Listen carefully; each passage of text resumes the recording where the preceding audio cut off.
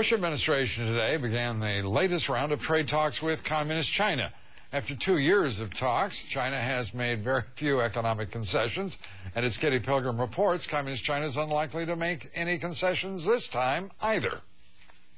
In Annapolis, the fourth so-called strategic economic dialogue with the Chinese. 2 years of talking have produced little progress. The United States and China don't always agree on economic issues.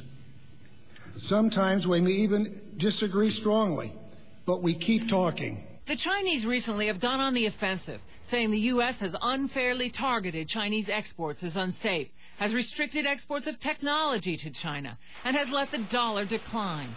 The Chinese also chide the U.S. government for the mortgage crisis. The Chinese are feeling their oats. They're increasingly confident about themselves, not only as an economic player in the world, but also as a global power. Legislation meant to redress the Chinese currency imbalance has languished in Congress.